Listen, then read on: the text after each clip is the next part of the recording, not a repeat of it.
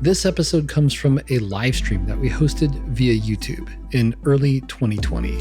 And in it, Chris fields questions from a group of visiting students, seniors actually, from Loyola Marymount University. The Q&A covers topics like the difference between art and design, demonstrating your value to clients, what to charge for your work, and why there is truly nothing new under the sun. Enjoy. We're here with Loyola Marymount students here. You guys are all seniors, and I'm happy to see you. So let's kick it off. What would you like to know? I mean, maybe from you personally. This is a personal question. Yes. I'm dealing with this dilemma of being an artist, but also being a designer. And maybe my question is, do you think an artist can be a designer? Do you think a designer is an artist? Yeah. So it's C, since I don't know Carly Simon, is it L-Y or L-I-E? L-Y. L-Y, okay. Thank you. Yes, and so you're struggling with this idea of an artist and a designer. And how do you self-identify? Currently as an artist. Okay. And do you have definitions in your mind about what one is versus the other? I think one's a creator, artist. Okay. Artist is the creator. And then a designer would be more of a visual communicator. The visual communicator. But I think both are problem solvers. Okay. So they have that in common? Both are creative. Problem solver. Yes, both are I'd creative. hope. Yeah, for sure. And I'm agreeing with you so far, I think. Both are creative. Okay, what else? And you guys feel free to jump in on this. Okay. I've struggled with the definition of artist for a really long time. I've always defined myself as a designer, and more specifically, a graphic designer.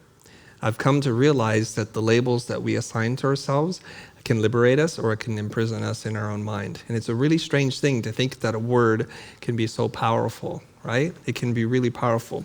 I'm watching this video of a hypnotherapist from the UK. I don't know her name right now, so I'm not going to say it. But she says that the words you choose, you guys have heard this before? The words you choose shape your reality. I don't know if you guys know this. And the more I'm learning about mindset stuff and psychotherapy, words are really, really powerful stuff. So she says if you don't like your reality, all you have to do is change your words. And so words can anchor us, they could lift us up. And I was thinking about this because when I was seeing my therapist, she asked me this question. She likes to ask all her patients this question. She asked, what's the earliest memory that you have? And I told her, and she asked me, how old were you? And I said, I think I was 3. And she goes, I like to ask everybody this. Do you want to know what the answers are? Usually people have the earliest memory around 2 to 3 years old. And she told me then why she thought this was true. Because it's not that we don't know and have experiences between 1 and 3. It's that around 3 is when we develop words, and enough words to describe the world. And so that's it, because the other parts are they're soft, they're feelings, they're impressions, but once we have words, we can describe this. And there are a lot of people in the world that start to think, and when you talk about neurolinguistic programming, when you talk about cognitive behavioral therapy, that these words are very powerful and they're linked to how we act, we behave, our moods, whether or not we're happy or we're sad. So I'm only going to take this tangent for a little bit. I'm going to get right back to your question in a second, but words really are very powerful stuff. And so we want to be more careful and more mindful and intentional in the words that we choose to describe things, because the words shape how we feel, shape our memory, and then our emotions are all attached to that. Okay, so the word artist, I'm an artist, I'm a designer, I'm a graphic designer. All those things mean something. Now, I've struggled with the meaning of artist. When I was in college, I always thought that what these two types of people create on the outside look very similar. Especially today, the lines have blurred so much so that an illustrator is now a fine artist. A graphic designer is an artist because of the whole street art thing that's happened, right? the acceptance of what is art has changed. So what they do is they look similar. The output looks similar. So then what do we have to do? We have to look at the intention then, maybe. And in school, I was struggling with this. So I thought that an artist makes things to solve their own problem, whereas designers solve somebody else's problem. One has commerce attached to it, is a bit transactional, like I have a client, whereas one asks the questions and then answers. So then people get into then a designer answers and an artist asks questions, maybe. And then I was at a screening with the Wachowskis, the writers and directors of The Matrix, one of my favorite films. And I forget which Wachowski said this, but she said that art is an invitation to share a person's point of view. That's all it is. So whether art is performance, sculptural, or painted, or photography, if you're inviting them to share your point of view in the world, I think it becomes art. And the ones that do a great job are very successful. Somebody else also said that art is, I have a feeling about something, whatever that feeling is, and by the creation of this thing, I hope that you have a similar feeling. So we're sharing that. And I don't think I would describe that for designers necessarily. Designers like, I have a problem, here's the brief, we're very pragmatic. We look at things through variables, we test ideas. And so that's where I see the boundaries of these two. The end product, the output to me feels very similar. Okay. Now I noticed while I was talking, Carly, you had a couple of different expressions on your face. Things you may or may not agree with. So I would love to hear your thoughts, as this is meant to be a dialogue. Yeah, I think to riff off of what you're saying, artists maybe, I don't always want to say always, but create things for themselves or from themselves. And I think that's where I struggle with when it's design. It's like I'm doing it for someone else. Yes. And it's like, where is that like passion and truth in that work? Not necessarily that I don't enjoy that, but I'm just like, I think I'm identifying more as an artist right now in my life because it's for me. Yeah. Okay. Now, I'd like to say this for everybody, whether you're watching this or here with us live, which is, I wish for every person here to have some point in their life where they feel like they're an artist. And to me, it's still very different. These words are very powerful, and I'm going to explain a little bit why. It's because part of it is the motivation, like, where does the motivation to create come from for the designer? I think the designer, I'm saying this in very broad strokes here, so I'm going to offend people already, that most designers, I imagine, sit in a room, they're waiting for their next gig. That they're not necessarily just sitting there creating tons of logos or brochures randomly because, well, who wants that? And maybe they're doing drawings or experimenting on their own, and that's a separate thing. But they do that mostly to prepare for when the moment happens, when the phone rings, and then they solve somebody's problem. So the motivation is to solve other people's problem, whereas the artist is like, you can't stop them from creating. This is all they want to do all day long. The dilemma for the artist is, how do I make some money? And that's usually where the conflict comes in. And traditionally, I think there have been far fewer commercially successful artists than there were artists in the world. I'm hoping that this is going to change, because I think more so now we crave and desire beauty and art in all its form. That we, in this age of abundance, and we have more than we have ever had, we are living longer, that we want to have transcendent experiences, and the artists in the world are the ones who create this. And when I say artists, I also include in that group artisans, like people who shape buildings, lay down bricks, carve things out of stone and marble, because that's where the art lives. It's not just an idea, right? Yeah, and I think there's art in everything, like not only framed things on the wall, but in your hat, in your glasses, like everything is created with a purpose and for a reason. And if you look at the little things, you can see the beauty in it. But I think, to go back to this and why I'm struggling is because we're at a liberal arts school. It's not necessarily, where did you go to? Art Center, the opposite of that. Yeah, so yes. I'm in this position where not everyone is just here to create beautiful, maybe not so beautiful, whatever, but it's more money driven. So I think, I'm a graphic design major, I chose that for a reason because it sounds like I'm going to make some money. But I'm still struggling because as an artist, like, I don't need to make money. But I think we all need to make money. Yeah. I think we all need to make money, right? Yeah. So there's some level of like existing, and we need that. Otherwise, it's going to be very difficult for us to continue down our path, right? So we all need to make some level of money. I think there's a little bit more perceived security in being a designer than there is probably being an artist. Just for that same reason, like if you grew up thinking I'm going to be a professional fill in the blank basketball player or football person, or play in the NFL or in the NBA, there's a very small percentage of the population that's going to be able to do that. So the artists that are commercially successful, that are living the life, maybe we have far fewer examples of that. And so there's some assigned security in being a designer versus an artist. But those times are changing, and they're changing really, really fast. So that's good news for all of you. Yes. You don't have to be dead to be a famous artist anymore. You don't have to be dead, but I'm talking about even more recently, like what's happening is the barriers to entry, the ability to connect with an audience, the removal of curators to decide. I call them king or queen makers, right? Because they get to decide, Carly, you're the artist to look after. And then the whole machine, the apparatus of the art will come together, and they put you into a gallery that's super hard to get into. They invite super fancy rich people to come in there. They buy your art, and then they just make you. And so they held the keys to that opportunity for you. But today, with the proliferation of social platforms, whatever platform you're on, you now can have a direct relationship with your audience. And what's even cooler is that when you create something, you can find out really fast if they share the same emotion that you share. And that may or may not inform what it is that you do in the next iteration of your art. And you may make something that you think is terrible, and they're like, wow, that really touched me, and you inspired me. And then you have to sit back and reflect on that, like, what are they seeing that I'm not quite seeing? And I think that's the wonderful time that we live in. And that's why I say, like, it used to be this way. It may not be this way much longer. And these two separate spheres may be overlapping more and more so every single day. And I think that's really cool.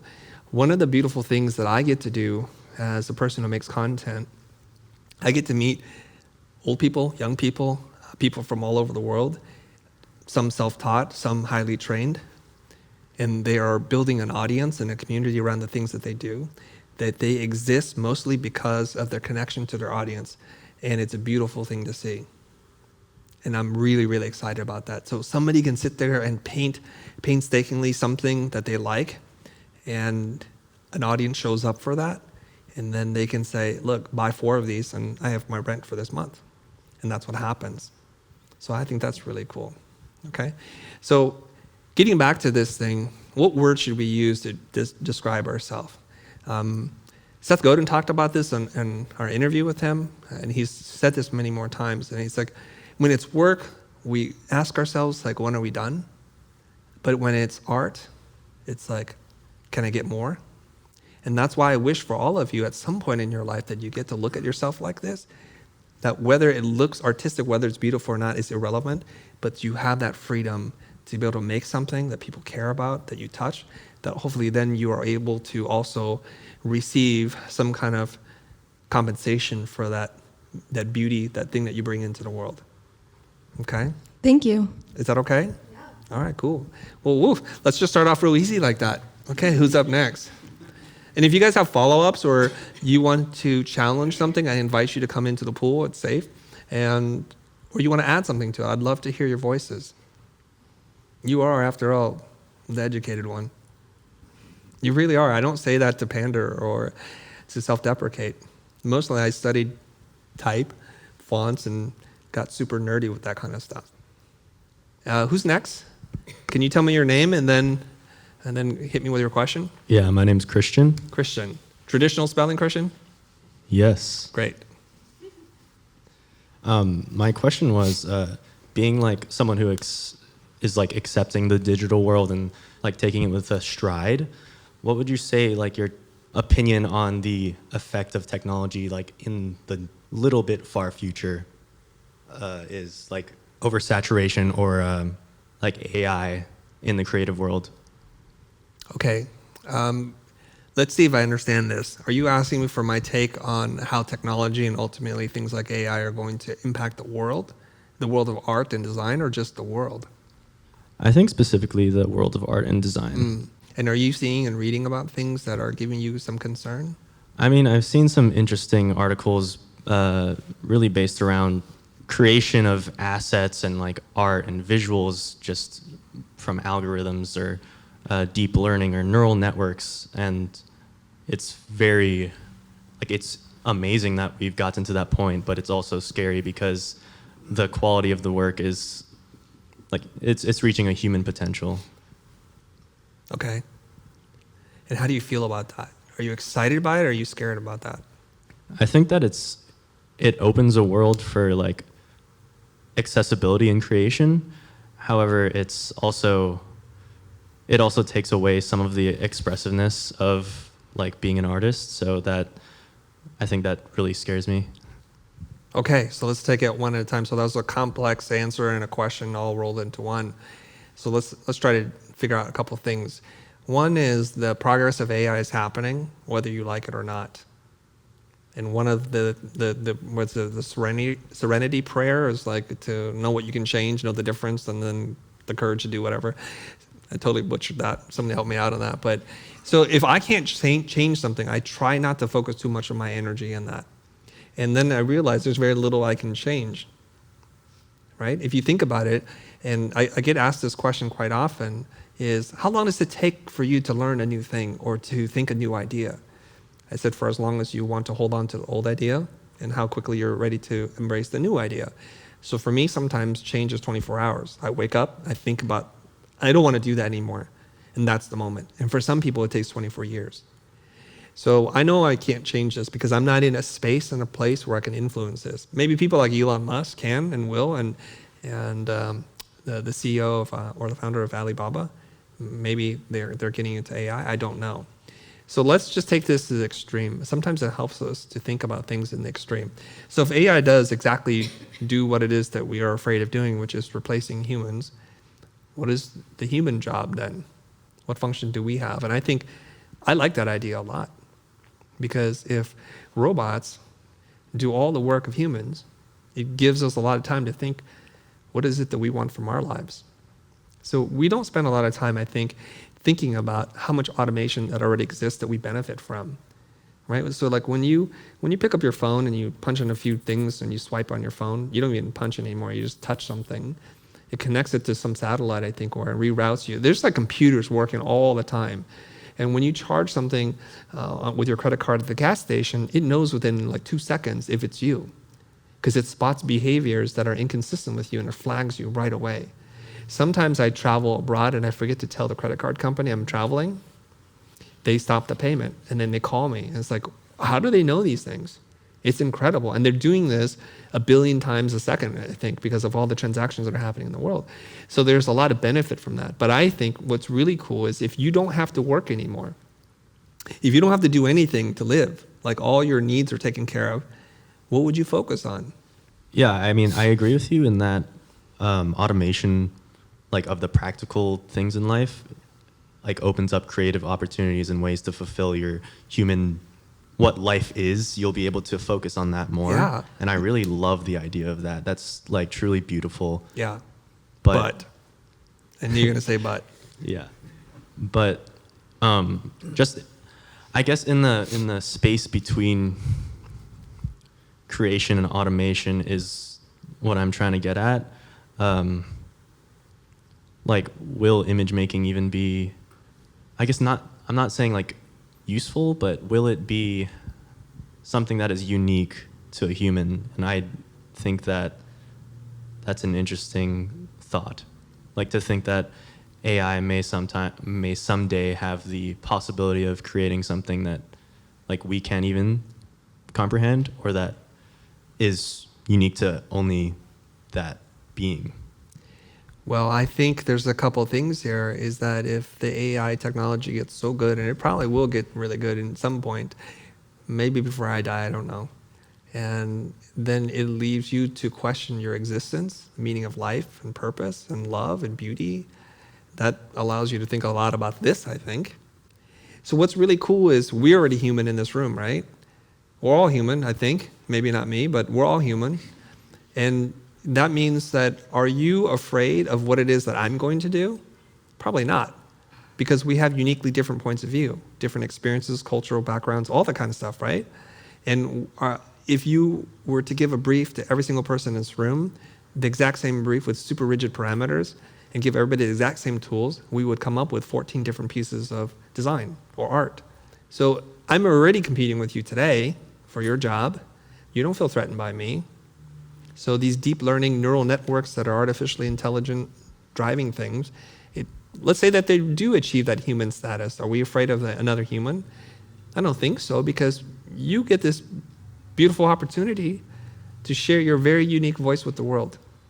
And now free of the mundane, the monotonous, free of just trying to make $1 to stay alive. I think I'm looking forward to that time. Now here's the really cool part, okay? I used Photoshop when it was version 1.0, I think. I'm there, okay? Pretty close to it. And we're in Creative Cloud territory right now, and there's things that Creative Cloud can do that we never dreamt possible. So I'm gonna just date myself here. There was one undo, and there was one layer. I know, it's archaic. It's crazy. And that was it. It wasn't called a layer because it was just it. And that was it. So if you didn't like it, you're screwed. One undo. And on top of that, and I was there with AI, not artificial intelligence, but Adobe Illustrator, probably 1.0 or 2.0, somewhere really. You know, we had to like work in the wire mode, the preview mode, or the outline mode, and then you'd hit Command Y and it would draw it. So when the computers got fast enough and the tools got fast enough, when we could see it while we're working on it, that was a revelation. Okay? I know you guys are like, oh my God. And I was also like rubbing two rocks together to make fire, but okay. So now we jump forward to CC, and there's this thing where you select the magic wand masking tool, and you just hit, cut this out. It starts to think, and it cuts it out. And it's not great, but it's pretty good. Could you imagine that? And is that the task of a human to do, to cut out things, right? Or I give it an image and say, match these colors, and it just matches them. So I now become the artistic director of this versus the person who's literally trying to figure out, do I do it through HuSat? Do I do it through levels or curves or channel mixer? I don't know. I just wanted to do that thing. Let's keep going with that. The next thing I do is I don't even touch the keyboard. I just say, cut it out. Match this color that I saw in this movie in this moment. And it brings up 35 images. This is where Adobe Sensei is going, by the way. And this excites me. You guys see those tech demos that they do? It's so exciting. Where this is going. Now, they do these demos on the stage, and it's scary, crazy, like how good it's going to be. So you do something like this. They show this demo, it's crazy. And they draw like something like that, right? And so Adobe senses that that's a rocket, those are clouds, and it starts to build this from your library. It'll melt your mind. Have you seen this demo? No, I haven't. Oh my God. So it's looking through your image library, it's like, and he puts it together, it shapes it, and it figures out from a drawing almost as bad as mine. It knows. It's been learning. That excites me. That does not scare me. Because who used to do this job? Okay, you're the art director. Some young intern was like, boss, that's a rocket, and you want clouds. What time of day is it? And then they go through, and it's like days before you see something, and you're like, that's not what I want. Right? It would try to guess at what you want. And then there's a slider somewhere. They pull it up because it's still in beta. You slide, it's like night, day, this, and more clouds, less clouds, and it's crazy. It's just cycling, and it's cutting it out for you automatically. That means your ability to think and create, the gap between those two are getting closer and closer and closer. That's very exciting. So who came up with this sketch then? Now, is the computer with all this AI learning is going to look at a brief and figure it out? Maybe, but it's going to be a long time from now. So here's what I say to you. This we cannot control. And how we look at AI right now, they're tools. And I'm excited about more powerful tools that allow me to concentrate on thinking more than finding images and cutting them out, right? I don't know about you, but I have thousands of images on my drive, legally, course, thousands of images. And I have to go through, and I have 2 boys. One of them's 13, the other one's 16. I paid my 13-year-old to go through my files and name them for me. He'd rather play video games. This is not the job of a human. Adobe Sensei is renaming all your files for you. It's meta tagging every single thing.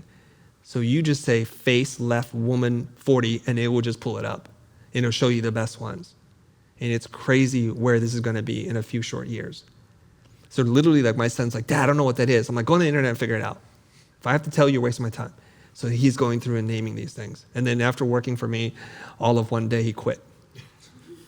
Even a 13-year-old is tired of doing rote work like that. We don't want to do that, okay? You guys understand that, right? So I look at the tools and I say, well, there's 2 feelings we can have about it, right? There's probably more about it. I like to think in a binary way, being that I'm a robot. So we could be happy about it, or we can be miserable about it. And every time I start to feel miserable about it, I start to rethink what words I want to assign to these tools. I say it's empowering, it's saving time, allows me to think. I move it to a happy place. And that's what I try to do with almost everything in my life. I try to change the words so that my reality is different. Yeah, I really respect that. Mindset is very, very powerful in like how you perceive reality and what you experience. I think the core of what I was trying to get at, now that I'm like having now you're this shaping dialogue, it. Okay, perfect. Is the expressive, like the human touch. Like I've actually seen something very, very similar. So I think it might have been connected in some way. Yeah. I feel that the tools and their accuracy and perfection will take away, like Bob Ross said, happy little accidents. Yeah. I don't know. Do you think so? The fidelity of the finished product is still in your control. Because you could say, like, computer or mother, change it to be rough. Change the time of day. Make it like a kid drew it. Not with a crayon, but with a pencil.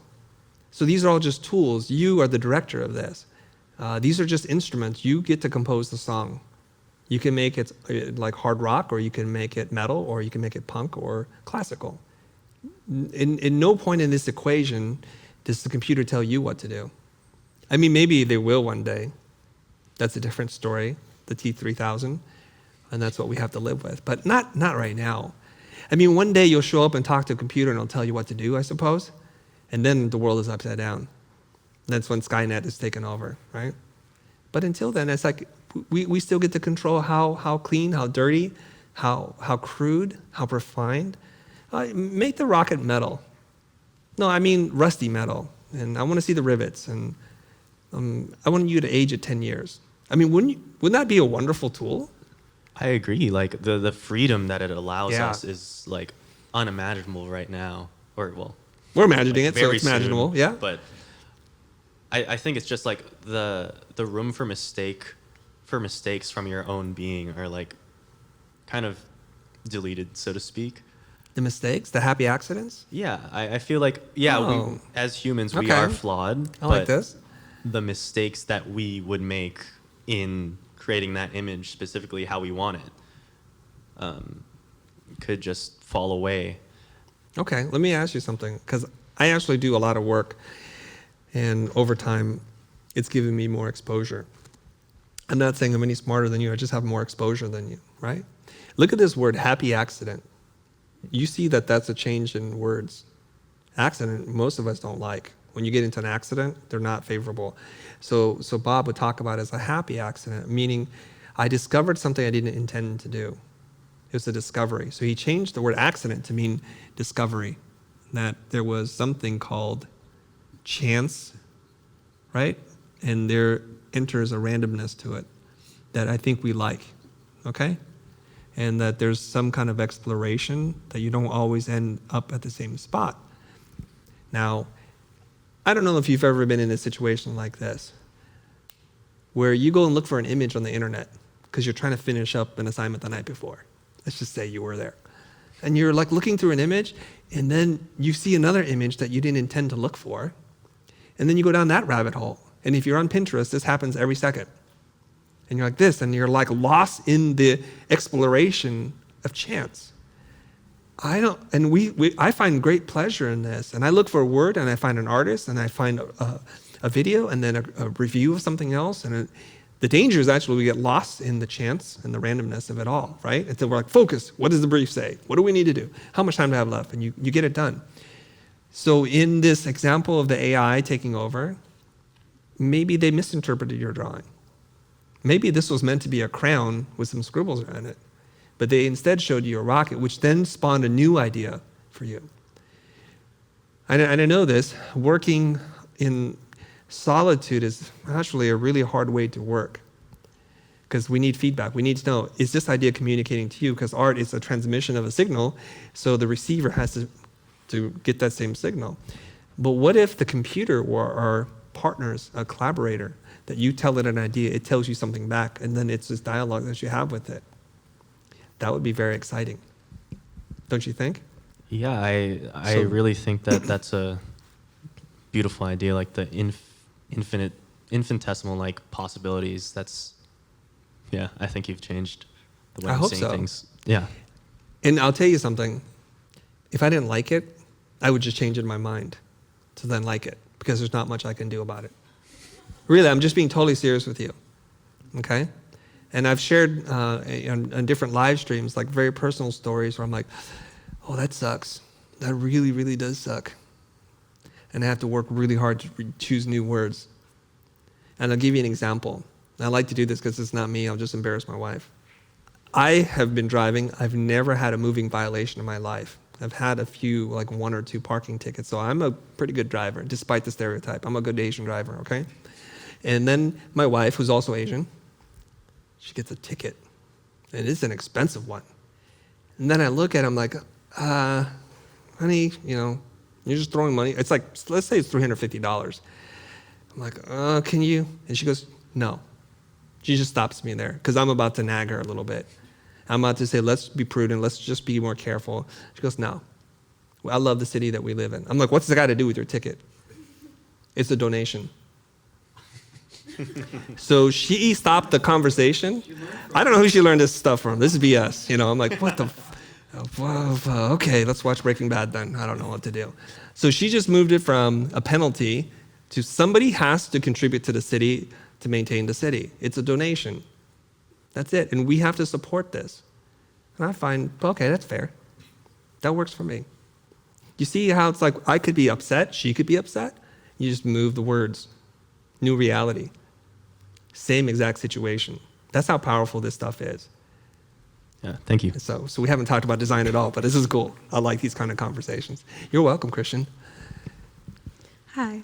Hello, what's your name? My name's Alyssa. Alyssa? Yes. With an E? It's Alyssa. Thank you for spelling that for me. Yeah, of course. Thank you. So I think something that a lot of us are talking about a lot and thinking about a lot and trying to make decisions about is pertaining to this idea of how to determine your value or worth as a designer or artist. And I personally think there's some overlap in the definitions of being an artist and a designer. And yes. I think, I just think it's definitely a difficult thing to try to determine your worth, especially as you're starting out in the industry. And so I just wanted to know your thoughts and opinions on that. When you're starting out, could you reframe the question? I followed you, but I couldn't find the question in there. Yeah, so I think a lot of us are struggling with that because, I think as we live, like you said, in such an age where we're living with more stuff everywhere than we ever have before, and there's so many, visual graphics and photographs, and there's just art everywhere. And so I think people tend to expect that art is free or art is just guaranteed. And same thing with design. It's just everywhere on every screen we look at and every billboard, especially in a place like LA. Mm-hmm.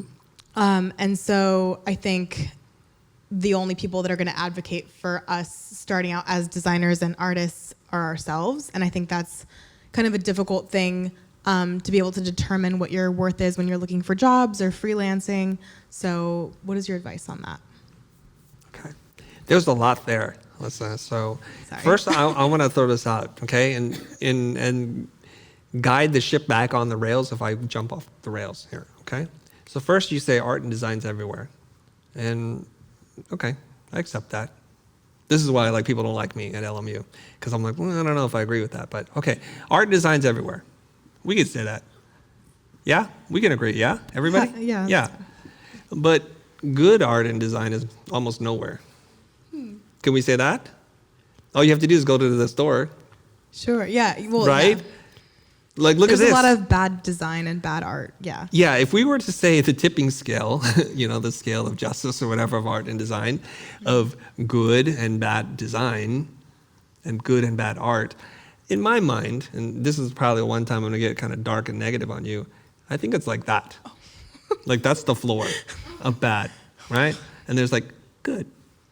And I look at this as a good news, because if you're a maker of good things, there's a lot of opportunity for you to like put another pebble on that side. Don't you think? Like all you have to do is go to the store.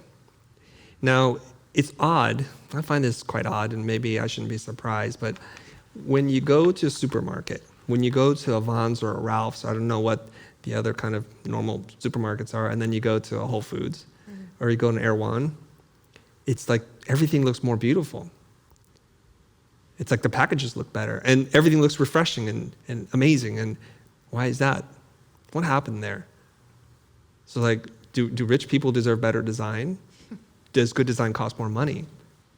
These are questions that I look at. Like I stare at the seltzered water aisle, or I'm just looking at like this. I never even seen these brands before, but every single one of them is beautiful.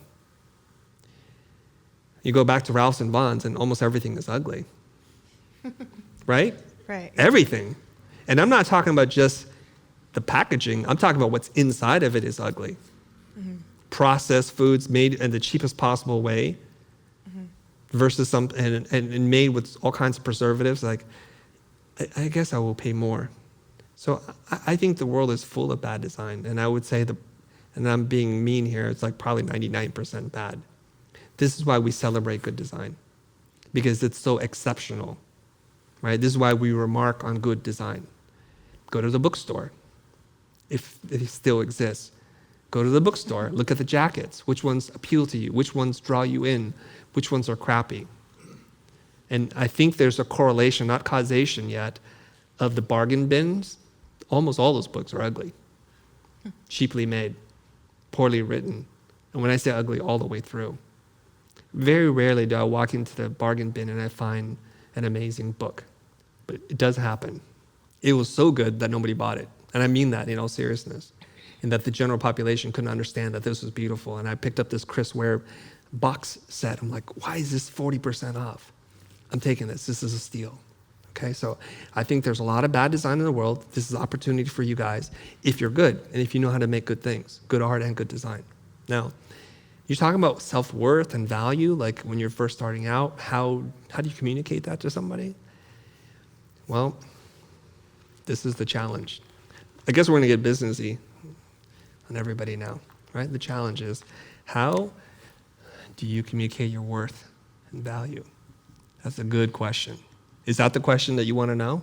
Yeah, I guess just how the two are related was, I was just saying, I think like people just have an expectation that they deserve good design, or just that they, Really? I don't know, it seems to be, yeah, I think in working, especially freelance, I think working with clients and stuff, like it seems like a lot of people kind of just have expectations that design is free. I think maybe more so related to what Christian was saying, like because there are so many like websites and online programs and things that like you can design your own stuff for free, or there's just like a bunch of free graphics that people kind of expect that stuff is free, or that like they'll market it as like, oh, let's collaborate, or you do this and like let's do it together. And it's like it's just an expectation that you're going to do what you do for work for free.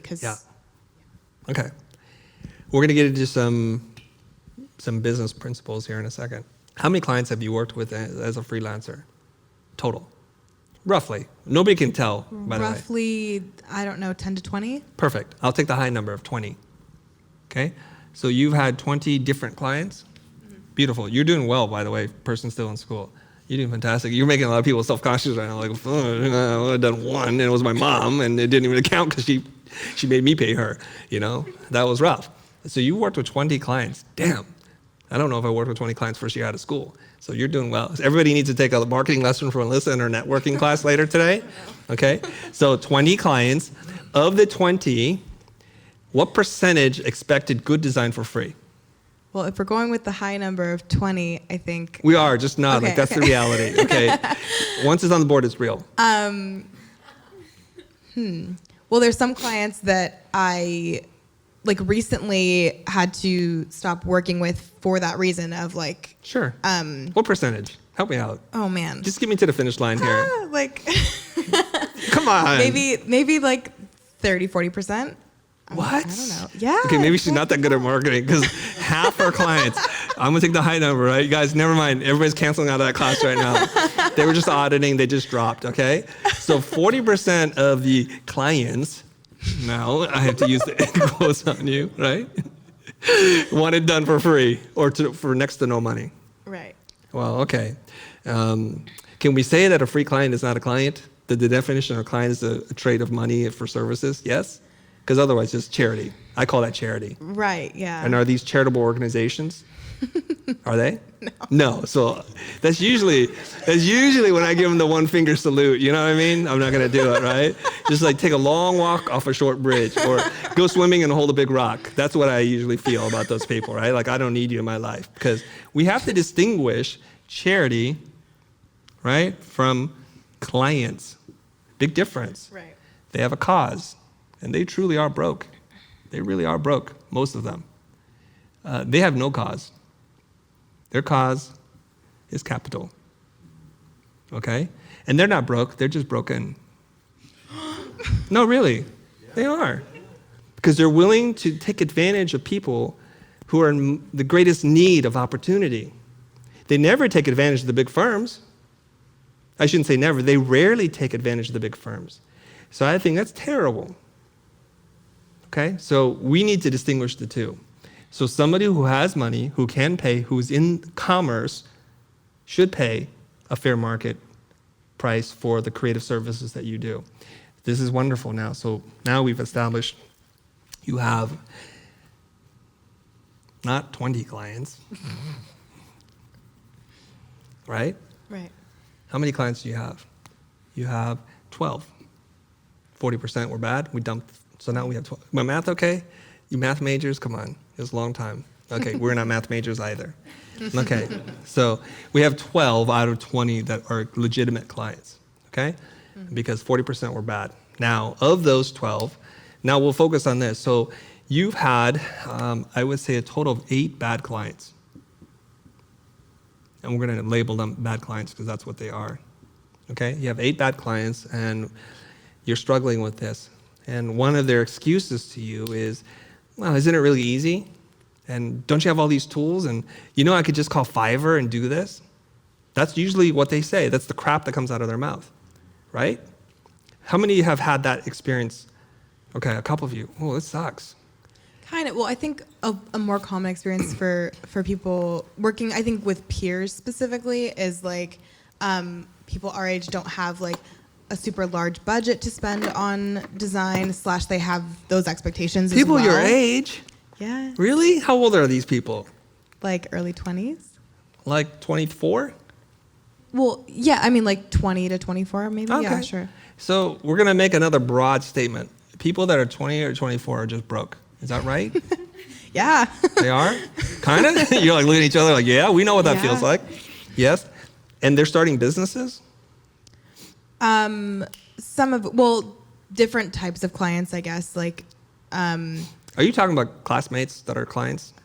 not another classmates category. necessarily, but like musicians or like those broke people. People starting like clothing lines or like the Okay. that kind All of right. thing. Sure. Okay. So let's just talk about this, okay? All right. You may say that musicians are in the charity case. You may. That's for you to decide. I wouldn't. I'll tell a story later maybe that we'll have to say off air about this, okay? With one of the world's biggest bands who said that we have no money. I'm like, really? I saw your Christmas special. Are you sure you have no money? Looks like you spent a lot of money. In fact, I think your catering budget is bigger than what we're talking about. So, so you may consider artists, musicians that are your charity case. Do you consider them your charity case or not? Put them in one of 2 categories, charity or clients. Man, I want them to be able to be clients. Because you want the cheddar? Yeah. Really? Sure. So it's like, forget about them then. No more charity. Maybe your new rule has to be, I'm going to do 10 clients before I give one away. Okay. Maybe, because you got loans, don't you? You got bills to pay. Mm-hmm. Yeah? Mm-hmm. Okay. You're saying that you don't have loans. Oh, yeah. You have a scholarship? What was that? No, Yeah. it's too personal. Okay. So stay on target here. Okay, here we go. So there's got to be some ratio that you're happy with. Some people do. I have a friend. He does 50% charity, 50% client, but he's very careful. There's a whole auditing process about who's going to be considered for charity. Right. Yes. Very nice. That's his company. That's his company. Yeah, you're not complimenting him like, well played, Dave. Beautiful, very nice. No, he is very nice. He is. He gives 50% of his business away for free. Yeah, wow, that's a good business model. It's also part of his marketing and his platform. It's really cool. Now, if a musician can't pay you, you have some choices. Now, I want you guys to just remember this, okay? You're not a prisoner of this, you have choice. And choice is a powerful thing. You have freedom and free will to make these choices. So we don't do something and then later complain like, why did they force me to do this, right? My business coach would say to me for a number of years, he would say, Chris, there are no victims, just volunteers. Because I'm like, I would complain to him. And every time I would complain to him, he'd look right back at me, are you a victim or volunteer? I'm like, my employees are driving me crazy, Kier. Who's the wise person who hired them? Me. Who allowed the boundaries to slip for them to be able to do this? Me. Who allows this behavior to persist? Me. Who hasn't fired them yet? Me. Are you a victim or are you a volunteer? See, the words are kind of crazy. I was playing the victim, but I was in control. If you accept a job, you've accepted the terms of the job. If you don't like it, just say no. There's only a couple of instances where you have to take the job. Design client points a gun at your head. Do this logo for me now. Then you can say, I'm a victim, and that's okay. All right? Until then, no. So if they don't have money, we have to go back to ancient times. People didn't trade with money before. They traded with other things that they had, services. They have things of value that are not based on currency. What could a band give you that you think would be valuable? Well, I think that ties in a lot is like, I think a place that all of us are in is like portfolio building and publicity. And so I think that's a big thing with like jobs that you're not paid for. Is I think a lot of people believe in this idea of like paying with exposure, which is like very frustrating. I have some exposure bucks at home I'll give you later. Okay? Literally, I do. Somebody made them, sent them to me. Oh my Exposure bucks, yeah, literally. Okay. Let's say that you're going to do something for a band, right? What market value would you place on whatever it is you do? We don't need the specifics. Just give me a number. What's the question? What would you charge the musician to do this thing if you could just charge them the fair market value for what it is that you're doing? Oh boy. Just say a number. It doesn't matter. Okay. 100. 1,000? $100 bucks? I don't know. You're not going to pay off that loan on a $100 job. Are you kidding me? Are you watching our channel? Oh my God. Are you watching our channel? No. Okay. That's why. You've done $100. Try again. You get 3 guesses. See, this is why I'm asking this question, is because I have no idea what my This worth is like is. Family Feud. Your first guess is burn. You have 3 more. You have 2 more guesses now. What should you charge? Come on. They'll never come back again, Dave. Man. Yes. It's like fresh batch of seniors, and after that, it's like a year later. God, I don't know. 1,000. I don't know. Let's say $4,000. Okay, perfect. Okay, Let's go with so that was strike 2. You only get 1 more strike. Okay. Let's say what you want to charge them for what you're doing. Now I'm starting to question your whole 12 clients now. Okay? 4,000. 4,000. Okay. Okay. $4,000. You say musician, you want something done, it's going to cost you $4,000. They say to you, boo-hoo, we're broke. You know, sad story, we don't have any money. We're just musicians, is all we know how to do, right? Yeah, I go, okay, fine. What are you going to give me? What are you going to give me that's worth $4,000? It can't be exposure because they can't even give you exposure. Yeah. You can get yourself exposure. You can get yourself the portfolio piece, but that's on you. That doesn't count against this $4,000 debt they have. What could they give you? Let's get really creative. You guys are creative people. Let's try and figure it out. what can they give you? Tickets. Yes, concert tickets, right? Yes. You like their music? Yeah. Look at that. Yeah. This is so fake. Okay, that's really fake. Yeah. So you don't even like this band you're working with. This is truly not charity then. Concert tickets. Okay. So what are concert tickets cost? What do they cost? I don't know. I haven't been to a concert in a while. I mean, $50? If it's a good concert, Small band, probably small more band. like. I mean, come on. Okay, yeah. Yeah, 50 basic cover charge, yeah. So Yeah, it's $15. That's going to be a lot of concerts you're going to be going to. What else can they give you that's valuable? Don't bands have merch? Yeah. They have merch, okay? So there's the value on the merch. Put a $sign on that somewhere. Yes. A guitar, because they do that, right? They can't give you the tools in which they need, because they'll be like air guitaring the rest of the time, right? Right. Okay, so they can't give you the guitar. What else can they give you? They could give you connections, like referring you to other bands or other people in their business. Okay. Yes, they can refer you. That's the minimum they can do. So they'll tell all their band friends that have no money, that pay nothing. So it's like you're going to be in debt forever. This is the problem. It's true. Referrals are valuable from valuable people. This is the problem. It's like, I got 4 homeless friends. You guys want to help them? Cool. All right. So a referral. Okay. Yes. That might be valuable if you can trade those in for money. Is there anything else they can do? I think so. There's more. Come on, guys, get unstuck on this. Don't get fixated with the number. It's just a trade. What can I do for you? What can you do for me? Yes. You can invite this band that you don't like to play at your birthday. Right? That's going to be wonderful. Give guitar lessons. Yes. Lessons. Okay, what are lessons worth?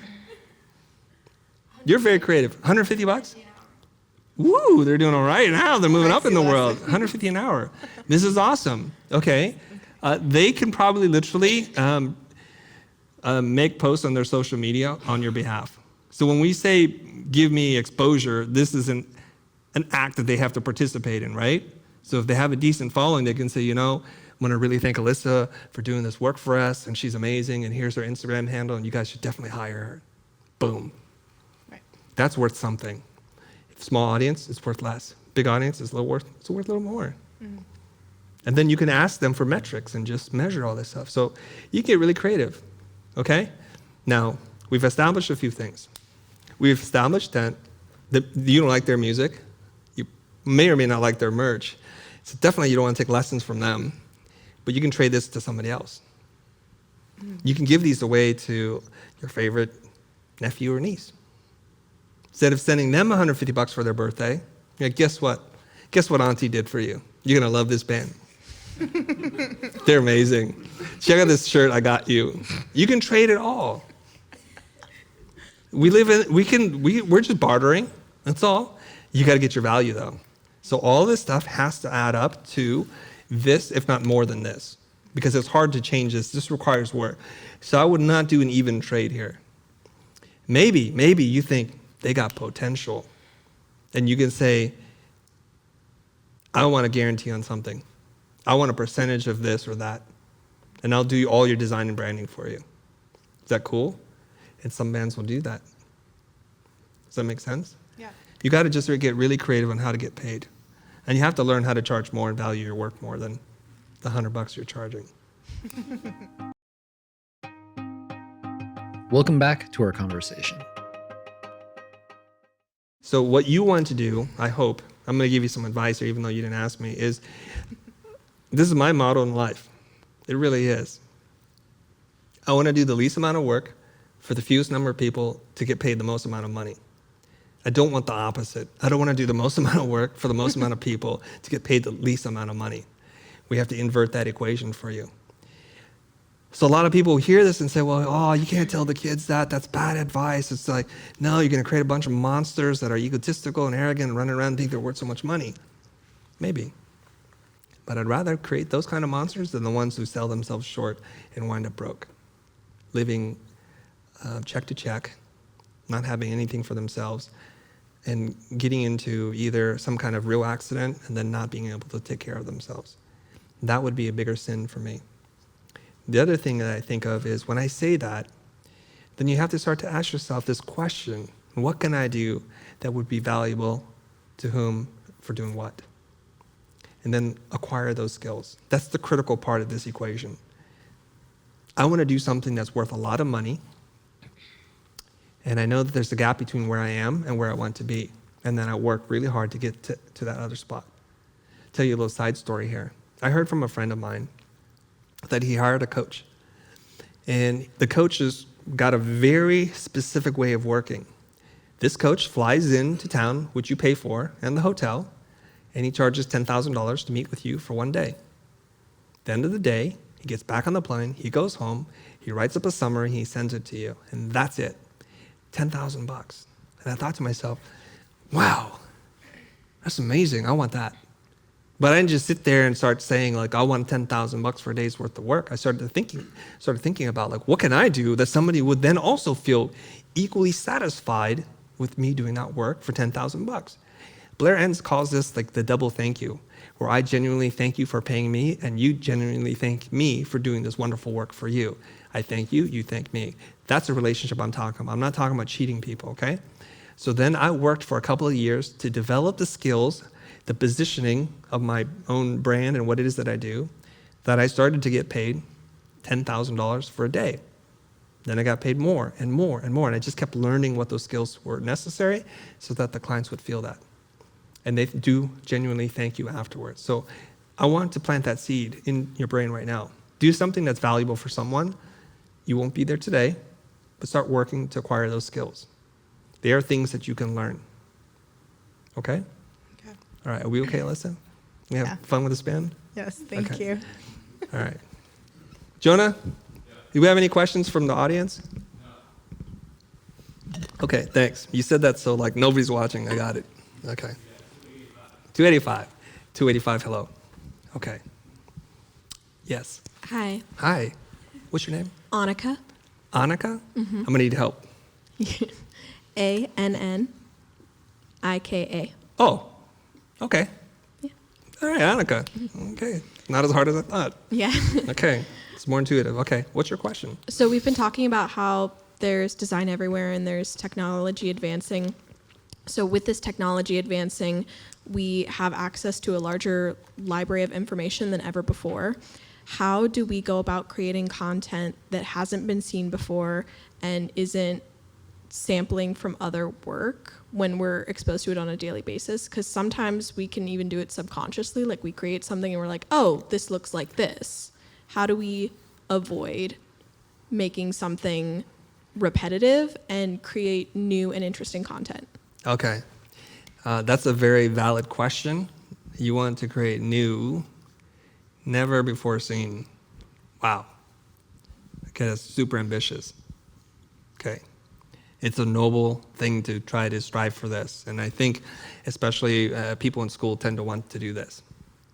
And then you get old and jaded like me, and you're like, no, maybe not possible, I don't know. So I'm gonna ask you this question in all seriousness and all due respect. When's the last time you saw something new and never before seen? Or never seen before? You're gonna search your mind a really long time. I know. Okay? Now, I have had this debate since I was like 20 years old with my classmates. Okay, let's talk about new. Okay? The word new is awesome. New. Okay? What is new? Okay? So if you know, this is you, and you look at something and you say, wow, that's new, because why? Why is it new? Okay? You see that and you're like, that's new. Why is it new? Because you've not seen it. It's new to you. But then somebody like me comes along and says, new? No, I've seen this already. So is it still new? Maybe it's semi-new? Really? So this is now called semi-new. You guys and your language skills, okay. Tell me why you say semi-new. Well, I mean, especially because we are people who study design, we're probably going to have more exposure. Like you said, you have more exposure than we do to certain elements of design. Yeah? So it depends on who your audience is. Oh, okay, it's just new to the audience. Mm-hmm. Okay, that's fair. Is that what you're looking for when you say never before seen? there's a big asterisk there. The asterisk is to you. Is that okay? Yeah, I think so. Okay. So if I share new ideas with you today that you've not seen before, you're like, that guy comes up with new ideas. When I'm like, no, everything I know is from a book or a thing I read or watched or somebody else coached me on.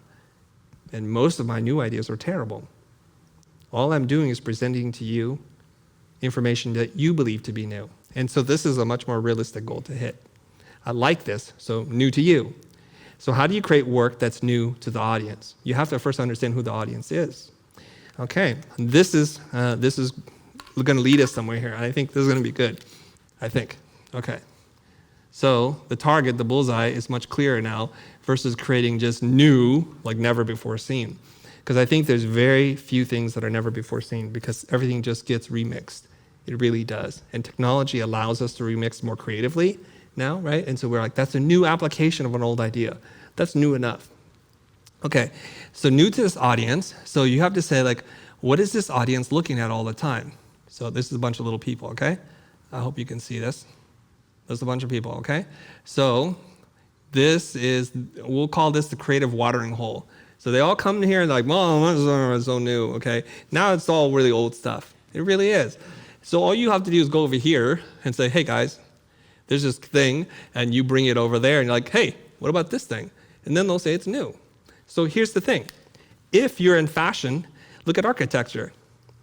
If you're in photography, look at cinema. If you're in cinema, look at musicals or plays. All you have to do is go outside. So I think there's a quote that I don't know who said this, but the secret to originality is to hide your sources. That's all it is. So I remember back in the day, the pre-internet age, designers, classmates of mine, literally had a secret stash. They'd have like weird, obscure magazines and catalogs. You know these people. And they would hoard their secret sauce. If they had a font that not everybody had, and they're just busting out this design, everybody else was using Helvetica or Futura, and you look at them like, dude, what is that? I don't know, I just made it, you know. It's a commercially made font, you just won't tell me. I see, so they're very protective of those sources, right? And so that's how they held on to their value, by hiding their sources. And so there's a degree to that if you don't show people your secret sauce, so to speak, you'll be more valuable. And a lot of creatives think that. Do you guys know of any creative person that hides all their secrets? Do you? No? I do. What's that? I don't know, because maybe they're hiding and I don't know. Yeah, but do you ever go to one of your friends, how'd you do that? Oh, yeah, you figure it out. You know, how'd you create that texture? Yeah, you know, under the rug. That's what they do. You guys maybe live in a different era where everybody shares everything, but I know people my age, right? They're amazing. What's that? Hyper competitive. And yeah, and so they look at me like I'm this charlatan because I just share everything. Is there anything you want to know? If I know it, I'll share it with you. I don't hide anything. And then they're like, Chris, you're just like, what are you doing? You're creating a lot of animals out there. What are you doing? Why would you do that? And I invited them to come on the show, and hey, I love how you did that. Will you tell us how to do that? No, I don't want a lot of competitors. I don't want a clone. And then sometimes I talk to them like, how's business? I don't have any work. Is there any surprise? You're like the best kept secret. In the meantime, here I am. Really, it's what's happening. They won't share jack because they think like we can't figure it out. But I'm not that stupid. I can figure out just about anything. So here we are, we share and we openly expose every single thing, even like how much money we make or whatever, we share it all. And yet we're turning down clients. So we live in this new society now where sharing is powerful, hoarding is selfish. Sharing is more powerful than hoarding. Because when you share, people invite you to go and speak at things, and then you onboard fans, and then they have bosses, and those bosses need people, and then they get referred and they get work. You enroll people into your art and your art making process. So if you want to do something new, go where nobody's looking, bring it back to this world, they get excited, and then tell them exactly what you did. That's powerful stuff. Okay? There's also this idea of new, and I'm talking tomorrow about this, so if you like this and you want to go deeper, I'm going to talk about this in tomorrow's live stream, is about new is just showing me old. It really is. Show me something old in a new way. That's all it is, man. And that's what technology allows us to do, because there's very little new.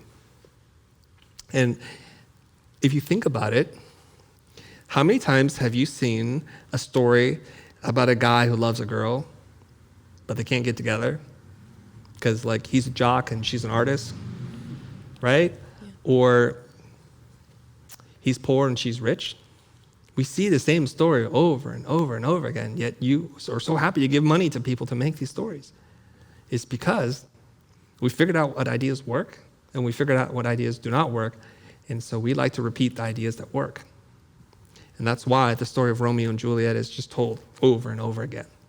It really is. They just change the variables. Oh, guy wants girl, can't get the girl. She's not interested in guys. Okay. Guy wants girl, can't get the girl. Why? Because his business is at war with her business. Just goes on and on. So we're not really looking for new. We're looking for familiar, but presented differently. Okay? So I'll give you one trick, just one trick. One trick is the big small. Have you guys heard of the big small? It's exactly what it sounds like, the big small, okay? All you have to do is make something big small. It's really that simple, okay? Have you seen these sculptures on a grain of rice? Something big, small. Have you seen people build miniature sets of like real places, and then they zoom out and it's like the size of their hand? That's fascinating because I've never looked at it like that. So what we're doing is we're reintroducing an old idea as new. And we could do the opposite. We can make the small big. Have you seen that? Have you seen sculptures that look like this? And this is the size of a person? Mm-hmm. We made something small big. And it forces us to look at something in a way that we've never seen before. Because here's the truth. You and I, we walk around the world to differing degrees, oblivious to the world. We really are. And then one day you stop to notice a crack in the sidewalk and you look at it and you stare at it and it looks like the face of Jesus or something, and that's the revelation for you that one moment. Obviously, I know that's not what's happening, but you see that and you're like, guys, Instagram. And then people, it blows up. Annika finds Jesus on the street of LA. That's what it is. So you're just showing them something that they've missed. And there's a good reason why we ignore all these things. And the reason why we ignore these things is because it's too taxing on our brain to process every single thing that's happening to us the whole time. You would just fall over in fatigue and burn all the calories. So this is all you need to do.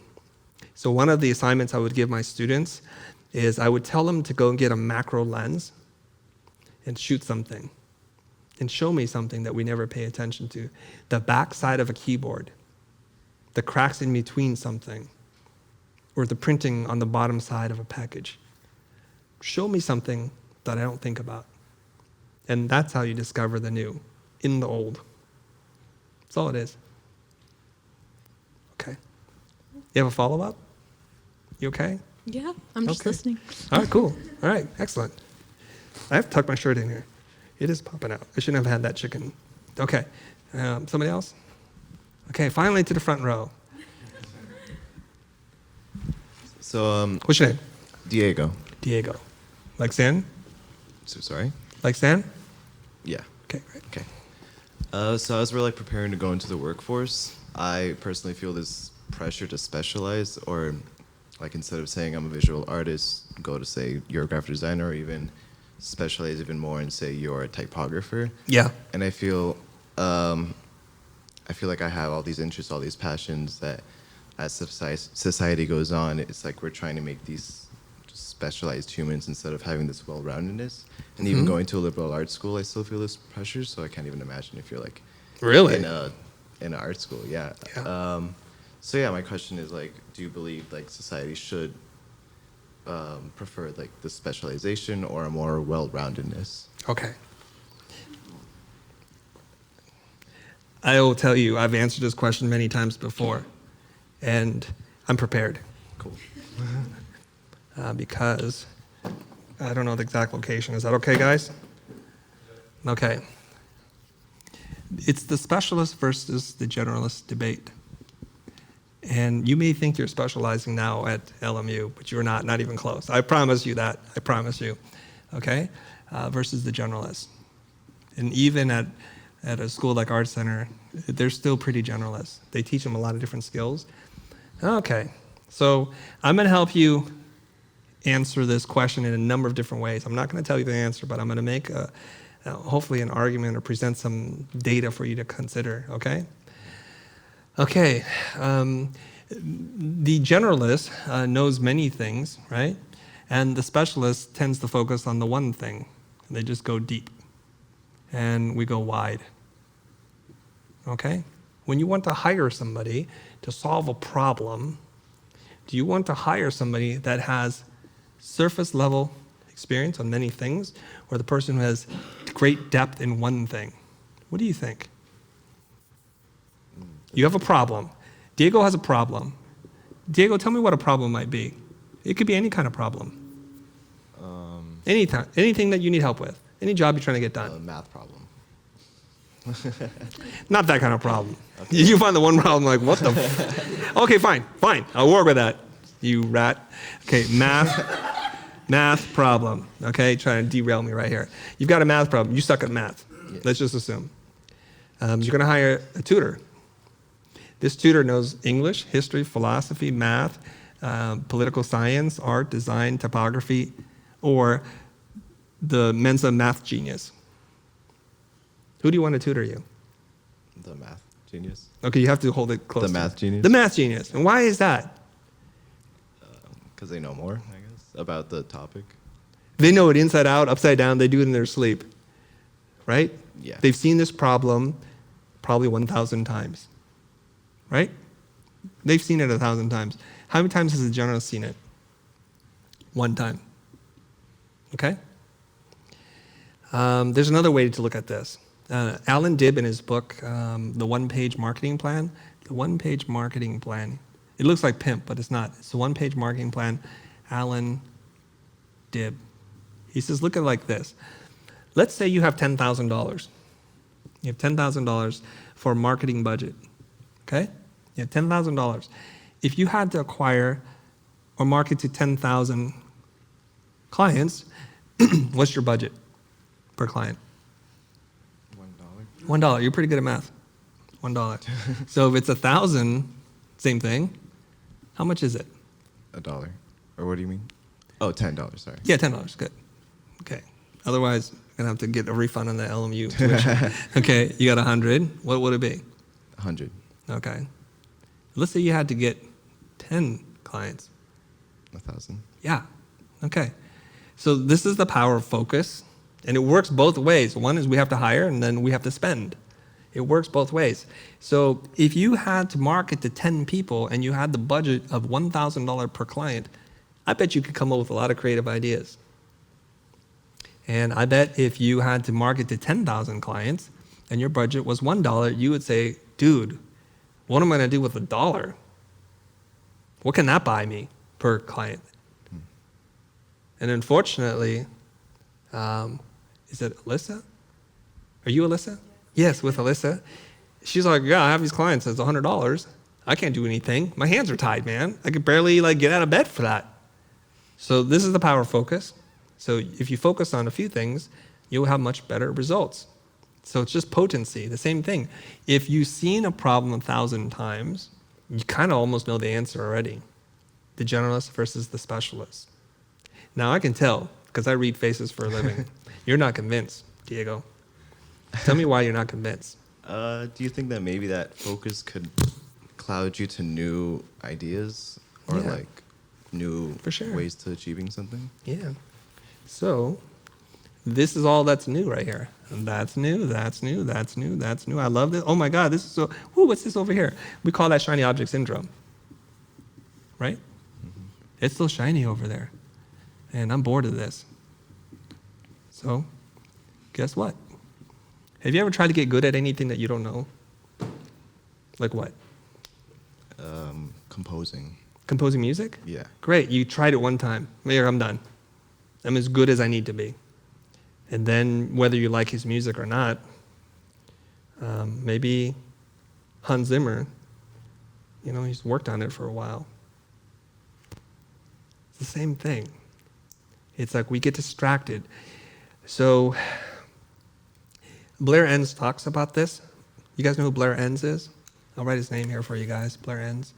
He says that creative people have an addiction. We do. I mean, not just to the drugs, but to the new, the novel. We tire of doing the same thing over and over and over again, right? So this addiction to the new and the novel actually work against our ability to market ourselves, to develop expertise, and command the greatest value for our efforts. It really does.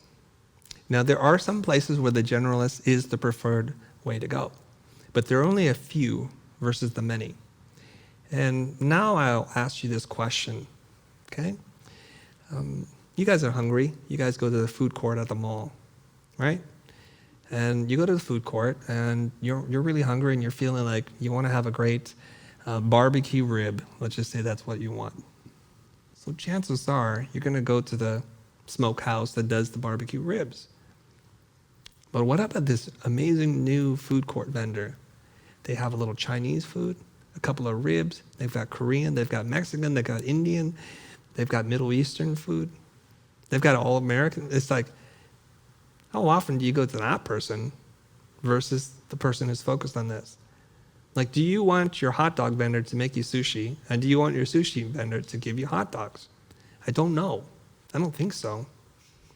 The only time you go to the all-you-can-eat people, right, the hometown buffets, is when you're either super hungry and you're super indecisive. And no offense to Hometown Buffet. I've never even been there. Anybody Hometown Buffet fans? There goes our sponsor. And you just don't care about the quality of food you eat. That's it. It's harsh. You guys watch that film, the Netflix documentary, I think? Not Netflix, it's a documentary. It's called Jiro Dreams of Sushi. So many people have seen it. It's amazing. I didn't think I would like a movie like that, but I watched it. I'm like, dang, this is amazing. I went from like, I don't like you to like, I respect you, master. Okay? in 90 minutes. Jiro Dreams of Sushi. Okay? Jiro is regarded as the world's greatest sushi chef. He lives in Japan. He's got a tiny sushi place. I think there's 9 people. It's by appointment only. 6-month wait time. It's incredible. And Jiro is meticulous about the amount of preparation that he puts into everything. Like, he has people hand massaging squid or octopus for like hours. And that's all they do. You have to work for him for 7 years before you're allowed to even cut a piece of fish. It's intense, and his son works for him, and there's this conflict that unfolds in the narrative. And he's just sitting there, and they're just doing this, and their hands are just beat up, massaging the octopus. And Jiro has this philosophy. It's like, people like eating octopus because it's very chewy. It's because they haven't eaten the octopus the way it's been prepared properly. It's you break down all the muscles and the tendon, whatever, and then it just melts in your mouth. He said that his greatest dream and his legacy is he wants to be able to do the same thing, the same way, forever. And he knows it's not possible because they're so meticulous. They mix 7 kinds of grains of rice together. They toast all the nori paper, like moments before you eat it, and everything is done. And he pays for the most expensive thing. He tries to do everything the same way. And when I first heard him say that, I'm like, oh my God, just kill me now. But what he was saying was he has such an impossibly high standard of food prep and delivery. His greatest goal in life is to make sure he maintains that level of quality. And that really blew me away. You know, before you eat there, he asks you questions. How tall are you? Are you left-handed? Are you right-handed? How much do you weigh? Yeah, it's crazy, right? Like, why would you need to know that? Because when he serves you the fish, if you're left-handed, he puts it on your left-hand side. He arranges the plate differently depending on who you are. And how big you are changes the proportion of the fish and the rice he gives you. It is incredible attention to detail. So to be the greatest at something, I had to start to think, you got to do it a lot of times to a very high degree. So we have to get rid of this desire to do so much because it works against us. Jordan Peterson talks about this. He's like, creative people are amazing, create immeasurable value in the world. And he talks about the Sistine Chapel and how much commerce that's made. And there's studies about how much revenue the Eiffel Tower has made for France in merch and souvenirs, not even just tourists. It's crazy. It's like over $1 billion. That's what the power of art is. But he said that we are by nature divergent thinkers versus convergent thinking. And this works against our success in the world of finance and business because we're scatterbrains. So if we exercise a little discipline, we pick a lane, we can probably do really well for ourselves. So I'm going to tell you something that hopefully won't make you want to jump off a bridge after this, which is this, is that you probably should specialize externally, okay, while you remain a generalist internally. This is the critical difference. Like I said, I've prepared this argument many times before, okay? What I mean by this? To the world, you are the greatest math problem solver, whiz kid, graphic designer. That's what they know you for. Inside, you're composing music, you're studying photography, you're writing poetry. We don't even care. We don't need to know. Here's the cool part. Here's the really cool part. When you get so much work and opportunities from this is one form of bias, okay? Do you guys know of the halo bias? I started looking into cognitive bias. Have you heard of the halo bias? It's pretty cool. So there are hundreds of kinds of bias, prejudice that we all have, shortcuts that we make about things to explain the world, because mostly it takes up too much energy to think about things. The halo bias is, if you're good at one thing, you must be good at everything. It really is true. And let me show you how this works. You guys are young. You're still good looking. You walk into an interview. And they're like, damn, Diego's fine.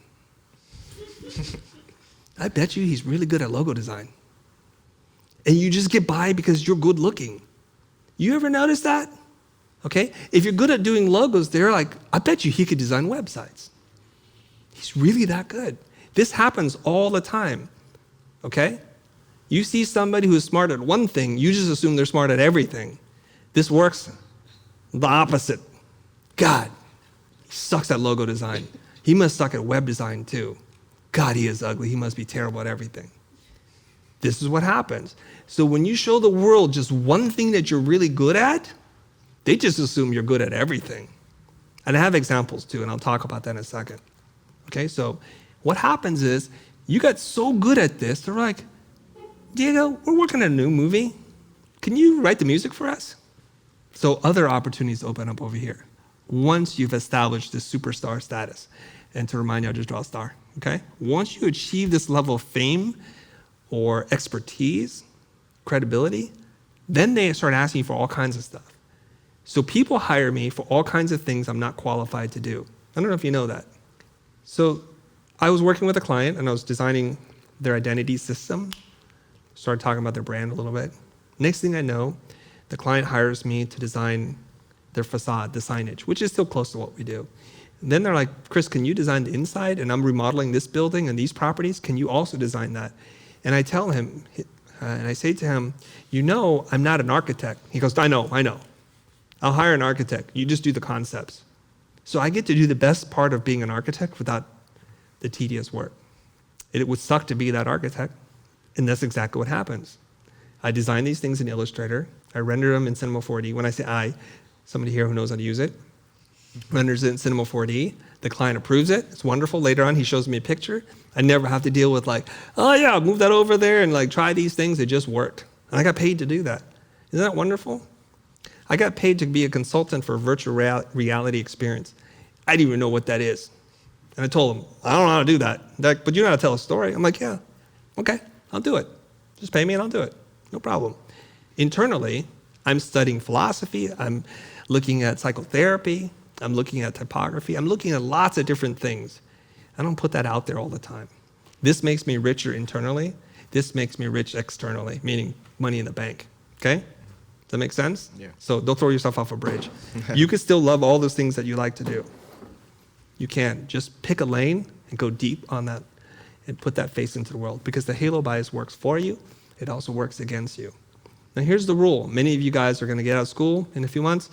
When you put out your portfolio, edit out all the garbage. And I promise you right now, because your program is not that focused, there's a little bit of garbage in there. Just take it out. Don't get this idea that you have to have 14 pieces. You need 3. I said it, you need 3. I got my first job in advertising by sending 4 pieces in a FedEx box. I was offered a job. I did it because my portfolio was not advertising based. So I picked 4 pieces that might feel like advertising, that was conceptual, and that's it. Got hired because of that. So some of the things that you think are true are not true. It's not the quantity, because what they do is they look at the worst piece and they imagine the rest of your work like that. If you could put that piece in your portfolio, I wonder what you're going to do to us. So don't put anything that you're not super proud of. And be merciless, be vigilant in what you keep. If you walk into an art gallery and you see 3 amazing pieces on the wall, that's all you need to know. You walk in a gallery, a couple of crappy pieces, like what are they thinking? The whole credibility of the gallery goes down. Okay? You know. Yeah. All right. What time is it and how many more questions do we have? 8:57? Okay. So one more and we're done? Or was that the last one? One more? You got it? Yes. Take us home. It's a lot of pressure. Okay. You're like, no, it's not. Yeah. It's fine. Okay. My name is Jane. Jane? Jane. Okay, perfect. Right. Jane.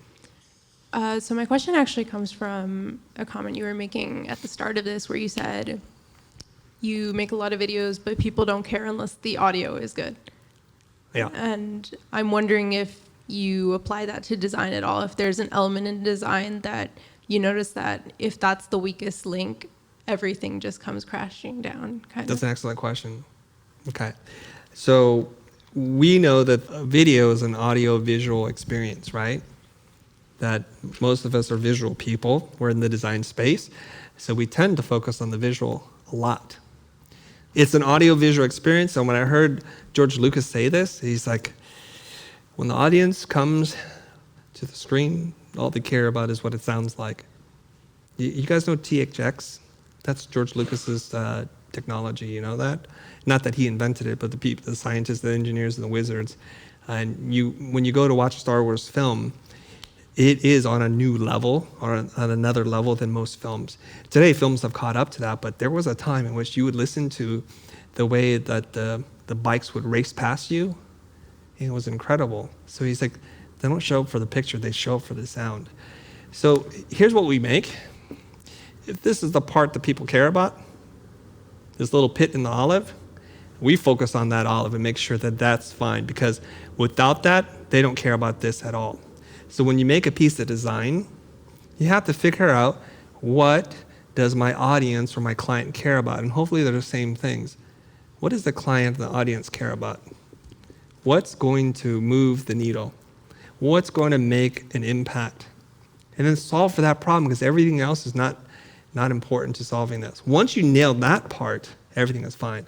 So in your classes, your professors might say, concept. That's what people care about, you know? And I think that's true, that I would rather have something that looks ugly, but really be powerful and conceptual, than something that's beautiful and empty, although I like both. Ideally, those two things are right here. So you have the beauty and you have the concept. And it's right there. That's the sweet spot. That's the stuff that people take notice of. So I would tell you or advise you just to look at what people care about. And they're not always what you care about. Some clients don't even care about the quality of the work. They don't. Some just want to make sure you hit the deadline. That's all. That's their status. Like, if you hit the deadline, you're good. Some clients might care because of cost.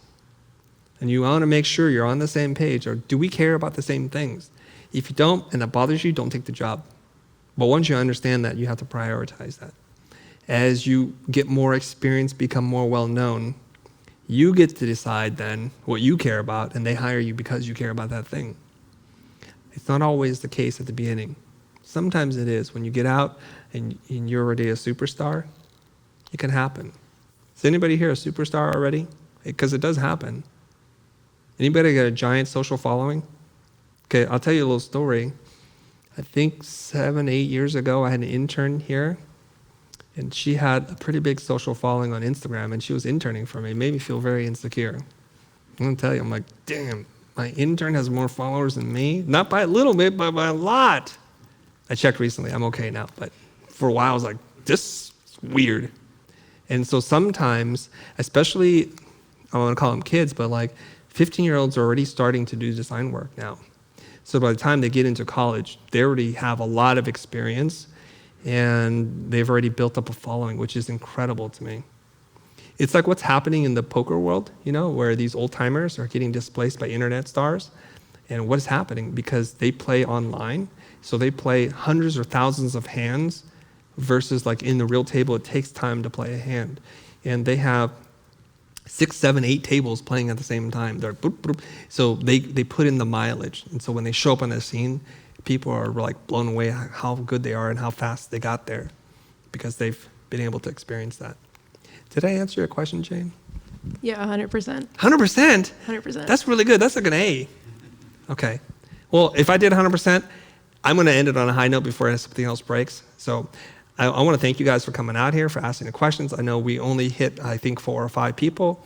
If you want to know more about what it is that we do, I would strongly encourage you to check out our channel. It's The Future.